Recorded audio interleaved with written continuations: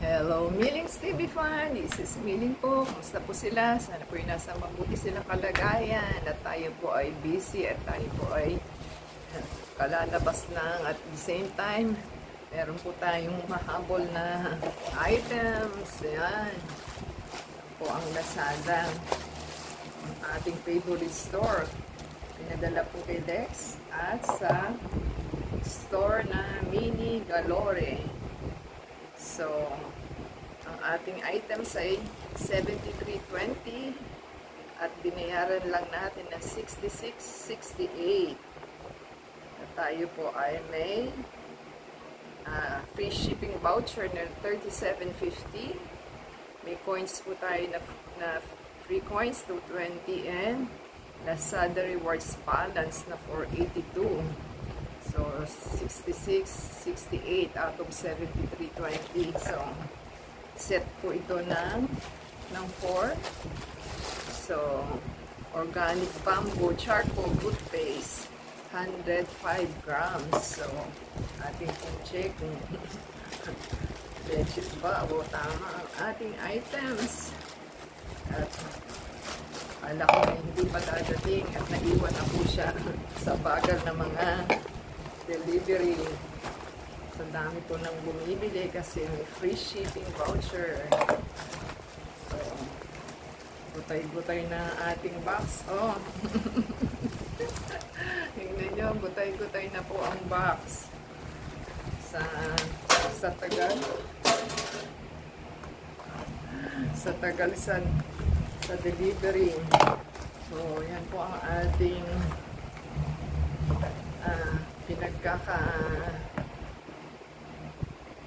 may box na siya, ha? Pero hindi mo pa rin maiwasan na hindi gutay-gutay, powerful. Yan, gutay-gutay na po. So, pakikita po natin yan sa ating review para makita po nila. At ito po ang ating 4 na items. Tignan nyo, oh. Gutay-gutay na po. Hindi man lang nilagyan ni scotch tape o ano. So, yan daw po ang ating bamboo charcoal toothpaste. Remove stains and bad breath. Mint flavor. So, hindi ko po alam kung ayan. Ganyan po siya.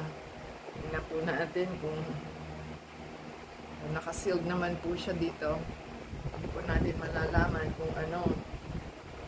Unless na buksan po natin. So,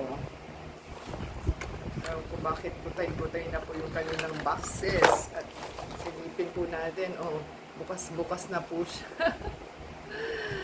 Sine-check ba nila o ano, walang size yung packaging, ha? So, tingnan natin yung box. Hindi po natin mababasa kasi foreign language. So, ito rin ang nakalagay, refreshing white toothpaste, remove stains and bad breath. Suggestion from International Dental Health Doctor, brushing your teeth twice per day, which can maintain a best effect and fresh all day. Flavor daw po niya is mint. So, wala pong expiration nakalagay. Wala, hindi rin po natin na made in ano. So, ewan ko ba bakit ganito, o gutay-gutay na talaga siya. At ayaw nilang anuhin ang pagkakabox. So, ganun talaga, o gutay-gutay po yung box. So, hindi po natin alam kung kailan ang expiry. Hindi tayo marunong bumasa ng barcode. So, 4 naman po siya. May laman naman po yung box. Kaya nga lang po is gutay-gutay na siya. So, powerful, di ba? So, yan po ang ating items na hindi mo po may iwasan pagka nasa delivery ang ating items. Hindi katulad po sa virtual. Makikita mo maayos po.